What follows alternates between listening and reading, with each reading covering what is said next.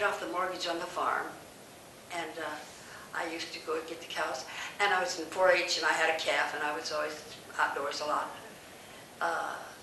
But we lived a very eager life on the farm. We had to work like 60 on that farm. And then we finally all graduated. 3 of my sisters became teachers. One, my brother became a teacher. My dad became the county superintendent. And we just, when we sit down to eat, all we did was discuss school. That kind of happens. Yeah. Are any of your brothers and sisters still living? Well, let's see. My oldest sister passed away, and my next youngest, Edna. Now, Edna's the one that's in California, and she's with her husband's in the.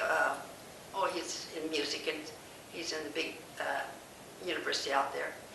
And she is 99 years old, and I'm 97. I'll be 97. And then Donna is. I think she's 85. And the rest of them have passed on. Yeah. What, do you remember playing games when you were a kid? Oh yeah, I had a calf given to me by the 4-H club, and I was outdoors a lot. And my dad had taught me to wrestle. And I could put on a pair of overalls, and I could wrestle any boy to the ground. and the teacher was having trouble with one boy when I went to a country school. And this boy was so ornery and mean, he'd pinch everybody and he'd hit each other. So I said to the teacher, I can take him down and sit on him for you if you want me to. And she said, I'll give you a Milky Way candy bar if you do. So I whispered to this girl, and I said, now I'll put him down, and you sit on his feet, and we'll nail him to the floor. And we nailed him to the ground, and he started to cry. And he went home and told his dad. And his dad had called my dad, he was on the school board. They were going to fire the teacher because a girl took their son down and sat on him. And then they decided, no, we only had 2 more months of school. But that boy was nothing but a bully. As soon as he found out that we could pick on him, he never did that again. So there were bullies back then, too, oh, yeah. as well as today. Yeah. It's not something new. Uh-uh. Did you ever play a musical instrument? I played the violin. The violin? And I played piano. I took piano lessons. And when I taught school in the country, I gave all my children piano lessons. And we had a piano recital. We only had 6 kids in that first year I was teaching, so. And that was over around Ceresco. That was around Ceresco. And I taught there for 2 years. And I gave those children, every one of them, music lessons, and the parents all came in, and they had to sit and listen to the kids play the piano. And I'm sure they enjoyed fun. it. You said you liked square dancing. I love square dancing, and I used to square dance all the time. And when my son broke his leg, or he hurt himself, and I wanted to square dance.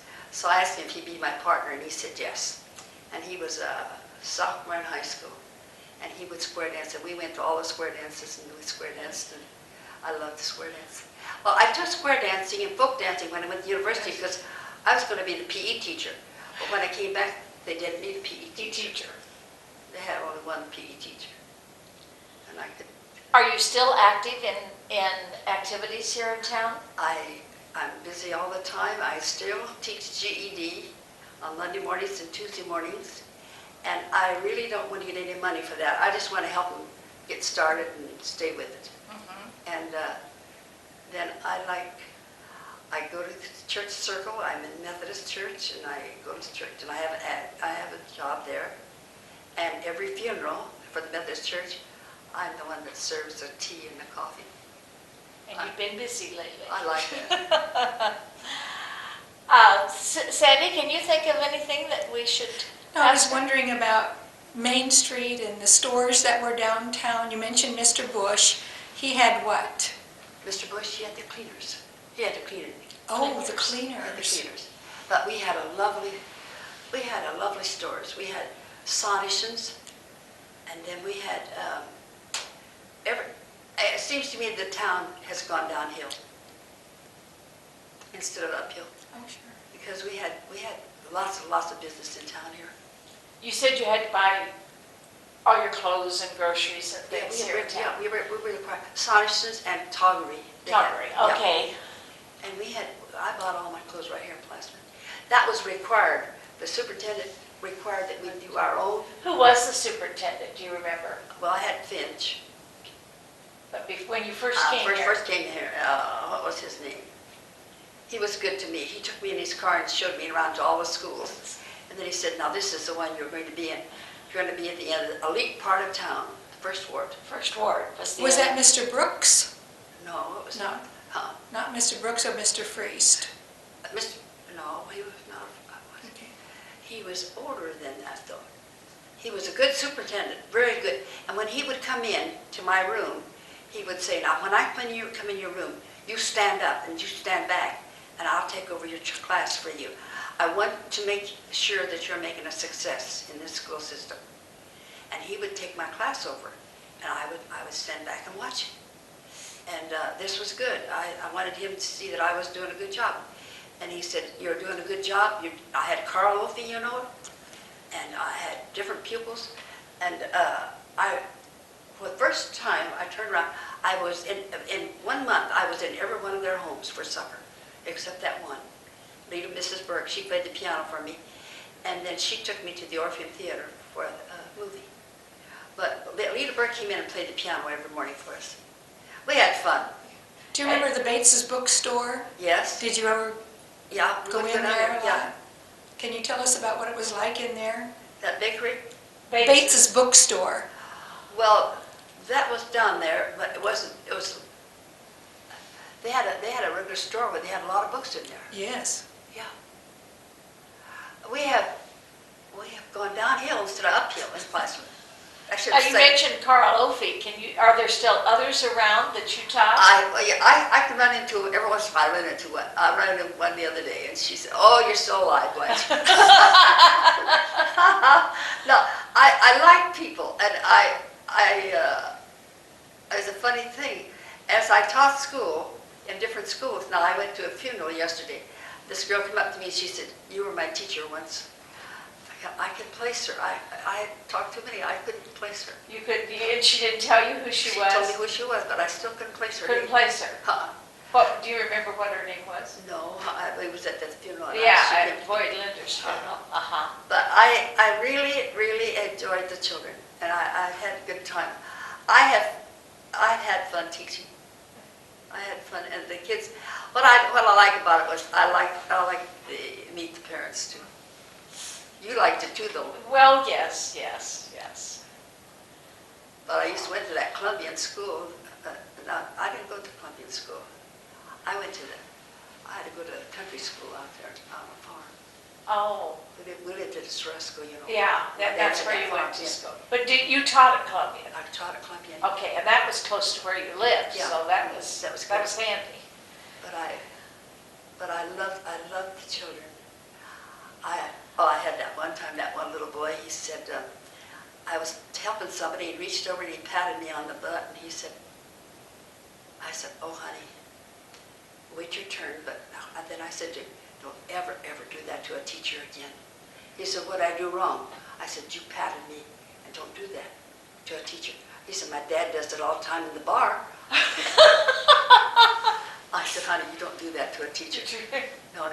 Now, I said, no, that's between you and I, but don't ever do that again to a teacher. I liked him. Well, unless you can think of something else, I think you've done a pretty good job Yes. of describing what teaching in Plattsmouth was like in the early years. The parents were good to you. Parents were good. And that's probably something that has changed a lot over the years, is teachers don't have the contact with parents that they used to. And you've also kind of told us a little bit about stores that were downtown when you came here. We had jewelry store, and I got my diamond ring, and then I met Bill. Bill came to the schoolhouse to fix the lights in the school, and then somebody asked me if I'd go roller skating with him. That was a mistake because I didn't know how to roller skate, so I hung on to him so closely that we fell in love with each other and I married him. Where was the jewelry store? Was that on the Store was corner? on the corner down here. Mm-hmm. That was a nice place. And that jeweler man was such a good man. He was a good man. I That had his jeweler. grandchildren. Which jeweler was that then? That was not Mr. Grove. Grove. Mr. Grove, yeah. Oh, it was Mr. Mr. Grove, Grove, yeah. okay. I worked for them, Did you work for them? Mhm. They were lovely people. yes. Rachel and Lyle. Uh-huh. No, Plattsmouth has come up a long ways, and I hate to see it go down. I think it's going downhill a little bit. Well, I think maybe it's making a little bit of a comeback, but I think you find that happening with Oh, well, lots of towns they have to do it that way, honey. this close to big Yeah. cities. I think That's the problem. that's the major problem, so. Well, we thank you for Thank you coming down today and sharing your life with us. I hope I haven't talked too much. No, you And haven't talked too much. Diane was my child's teacher, and I loved her. They loved her dearly, and we still love her. And when I went to go to Peru, she took me back and forth to college with her. We went to a car.